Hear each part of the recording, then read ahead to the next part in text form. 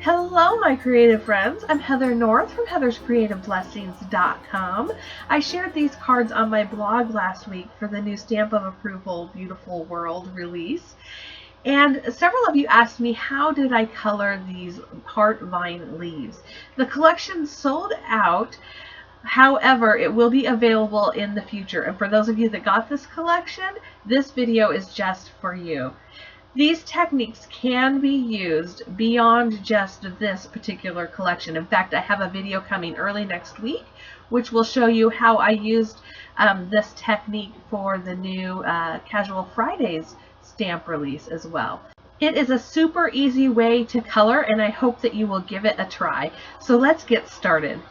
The key to this technique is using Bristol paper. It's kind of a cross between a heavy cardstock that's smooth and a watercolor paper. I use Strathmore. I picked it up at my local Michael's or Joann's. You can also get it from Ellen Hudson and her Essentials by Ellen line, Julie's favorite Bristol. And then I just took some Zig Clean Color Real Brush markers and scribbled them all over my paper. There's something about this Bristol paper and these Zig markers. They just play so nicely together. I scribbled a little bit more of the lighter green than the darker green. And I will have a supply list down below for you with all of the different colors that I used. After I have a good scribbly mess, I just take my squirt bottle and I spritz it with water. It's that simple. And the very best results happen, I think, when you just let the water and the ink move and do what they want to do. You could tape your piece down before you add the water to help prevent warping if you need to. You can also take a paintbrush to move the water around a little bit, or your heat tool. But like I said, just setting it aside to dry is going to give you your best results. I did a very similar thing with the butterfly. I just scribbled on my pink ink this time and then added in just a touch of purple.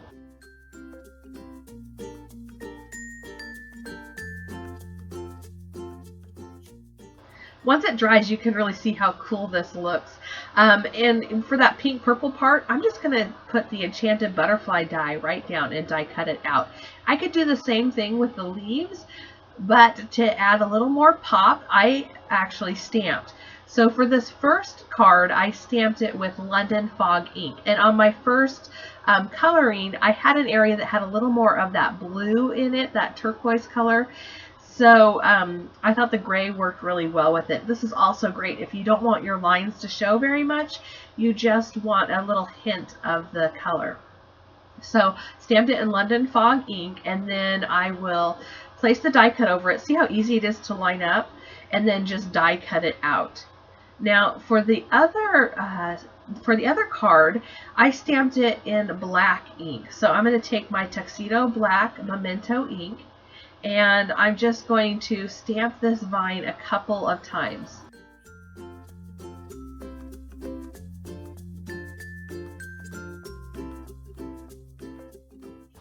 I'm also going to take the small leaves that were included in this set and stamp them a couple of times. They go in opposite directions, and it helps to just add a great flow and balance to the card. Then I'm going to take the Enchanted dies and just cut those vines and leaves out, and I'll be right back.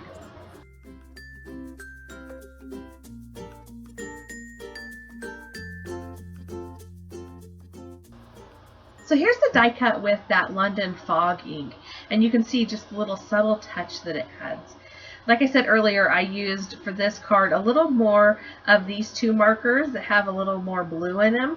And if you wanted that color and you came out with this, all you can have to do is just color over it before you do your stamping. And repeat the technique with spritzing it with water and moving it around. So I had used the medical tape to die cut these out and hold the dies in place, and I just use my craft pick to poke out any holes that are sticking in, but they're not sticky. I mean, it's really easy to get these out. So for this card here, what I did was I covered it with some glue and then some dazzling diamonds, and then for the second card I didn't do anything to the butterfly. Now let's get to the final coloring. Well, almost the final coloring. To make my leaves stand out, all I did was I took the Zig marker, I think it's 040, and I colored the little area around the outside edges, and I just colored in the lines. If you didn't want to do the first step that I did with coloring your Bristol and spritzing it with water, you could just use your zig markers to color these in. What I have found is that zigs are just really, really easy to work with, as long as you're using that Bristol cardstock. It doesn't work the same on every watercolor cardstock. So I suggest just playing with it, trying out what you have at home and seeing what works best for you. But as far as coloring and blending and shading, to me, these are easier than Copics. You don't need as many colors to make it do what you want it to do. So for beginners or those who are just like to craft in a hurry, these zigs are awesome.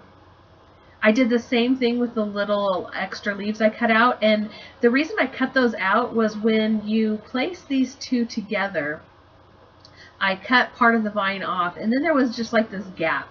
And it was right in the center, and the butterfly didn't look quite right. Being in the center, it looked off balance. So I just used a little leaf, and it really covers it up well. Now you can see it because you're looking at it, but that was a perfect solution. You could, of course, add more of these leaves to make your vine look fuller, or you could just cut off parts of that heart vine as well. So my final step in coloring these leaves is to just add some Wink of Stella. And for my original card, I just colored in the inside. I waited for my zigs to dry first. I didn't do that here. It's still wet, so it pulls it into the leaves. But if you wait for it to dry and just color the center, you'll just have a little bit of sparkle in there. But by doing it while it's wet and starting on the inside, it just captures a little bit of that, that darker green. And I think it added some shading and depth that I really liked. So you choose which way you want to do it. So that's how I colored my heart vines. I hope that you will give this a try. It's pretty easy.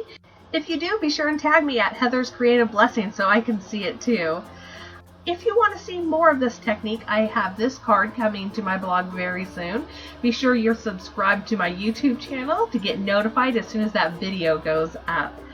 I hope that you enjoyed this technique and you liked this idea. If you do, be sure and give me a thumbs up, and I will see you in my next video. Hope you find some time today to get a little creative. Bye.